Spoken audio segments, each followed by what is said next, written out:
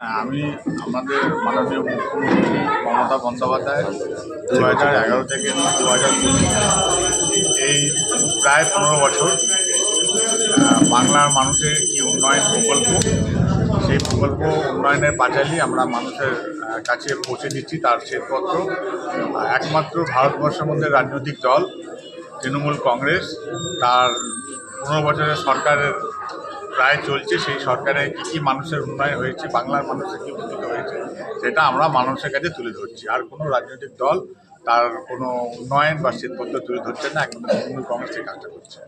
আপনারা যে ছেড়ে তৃণমূলে আজকে যোগদান করলেন, একটা হচ্ছে যারা ভালো মানুষ, যারা উন্নয়ন পছন্দ করে, মানুষের কাজ করবে, তারা মমতা বন্দ্যোপাধ্যায় তার আদর্শে আদর্শিত হয়ে তারা এই দলে যোগ করবে।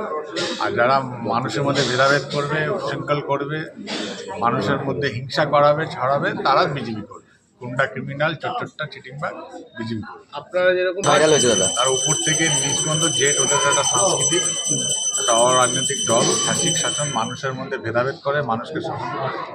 আর মানুষের যে প্রতিশ্রুতি দিয়েছে একটাও, জুমলাবাজি করেছে, একটাও পালন হয়নি। 2 কোটি মানুষের চাকরির কথা বলেছিল কেন্দ্রীয় সরকার, 2 কোটি চাকরি বছরে হচ্ছে না, 15 লক্ষ টাকা করে দেবে মানুষকে। বরঞ্চ তারা নোটবন্দি থেকে শুরু করে মানুষকে লাইনে দাঁড় করিয়ে মানুষের মৃত্যু হচ্ছে, সে মৃত্যুর উপর রাজনীতি করছে। আপনারা দেখছেন এই এসআইআরকে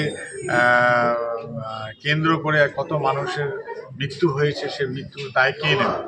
আপনারা দেখছেন কি বিজেপি ট্রিপল ইঞ্জিনের সরকার, মধ্যপ্রদেশে নোংরা জল খেয়ে, গাডারের জল খেয়ে 20 জন মারা যাচ্ছে। সেখানকার মন্ত্রী ট্রিপল ইঞ্জিনের সরকার কৈলাস বিজয়বর্গীয় বলছে, সাংবাদিক বন্ধু, আপনাদেরই সাংবাদিক বন্ধুকে বলছে মরে গেছে, তো কী হয়েছে, ঘন্টা হয়েছে, মরেছে। এই হলো বিজেপি। তো সেইখানে দাঁড়িয়ে মমতা বন্দ্যোপাধ্যায়, আমরা যত জনপ্রতিনিধি রয়েছি, এমএলএ, এমপি, চেয়ারম্যান, কাউন্সিলর যারাই রয়েছেন, তাদেরকে সবাইকে বলে জনপতি মানে জনতার চাকর, সার্ভেন্ট। আমাদের নেত্রী সেই আমাদের আদর্শ সেটা বলে। আর ওরা হচ্ছে জমিদার, মানে জনতার ভোট নিয়ে চেয়ারে বসে জমিদারি করবে, সেটা হচ্ছে তাদের ওটা সংস্কৃতি, সেটা ওদের কালচার। আমি তো বলছি ওদের ওটা অপসাংস্কৃতিক, ওদের কালচার।